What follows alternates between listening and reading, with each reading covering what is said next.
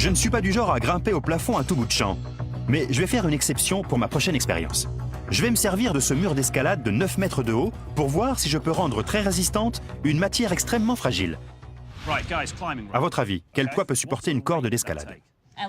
Au moins 2 semi-remorques. 2 camions. Qui tirent chacun de son côté. Bien. Je vais vous montrer une corde différente. Regardez-la bien. Touchez-la. Vous savez ce que c'est? Du papier toilette. Exactement. C'est du papier toilette. Regardez bien. Cette corde est faite avec du papier toilette.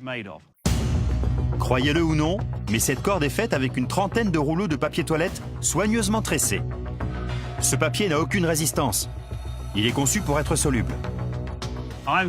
Je vais essayer de grimper à cette corde. À votre avis, jusqu'où vais-je aller avant qu'elle ne cède? 60 cm. Bien. Vous devez pouvoir arriver au milieu en vous dépêchant. Vous n'irez nulle part, elle va se casser. Nulle part. C'est du papier toilette. Bien, 60 cm, nulle part, à mi-hauteur. On essaie pour voir? Allons-y. C'est parti. Jusqu'où vais-je arriver à grimper avec cette corde en papier toilette avant qu'elle ne se déchire?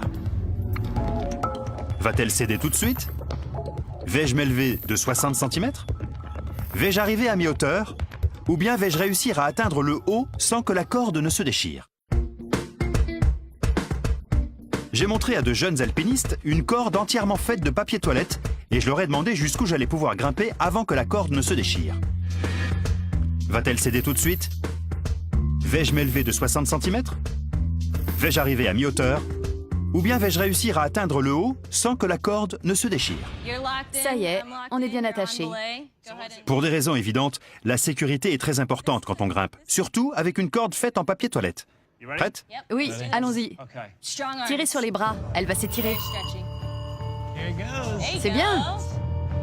Bien, la corde ne m'est pas encore restée dans les mains, alors je grimpe. Je passe les 60 cm. Elle tient toujours le coup. Je n'en reviens pas, cette corde est fantastique. Mais vais-je arriver jusqu'en haut?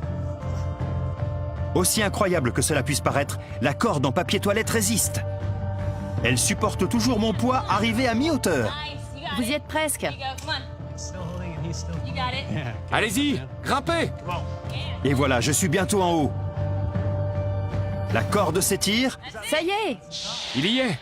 Mesdames et messieurs, Bien, bien. j'ai réussi. Vive le papier toilette! La réponse est D. Je suis arrivé en haut de la corde sans qu'elle ne se déchire. Vous savez pourquoi elle est si résistante? La façon dont elle est tressée. En la tortillant. Si vous regardez bien ce rouleau, vous verrez que les fibres sont à peine tissées. Mais dès qu'on les réunit en les compressant, on obtient des fibres beaucoup plus longues et résistantes. Comme la plupart des papiers, le papier toilette est fait de fibres de bois. Dans une petite feuille, ces fibres se déchirent facilement. Mais quand on tord le papier toilette et qu'on le tresse pour en faire une corde, les fibres de bois sont entortillées les unes avec les autres. Ce qui le rend beaucoup plus résistant, car les fibres les plus solides supportent les autres plus faibles et répartissent le poids de manière égale. C'est ainsi qu'il arrive à supporter le poids de mon corps.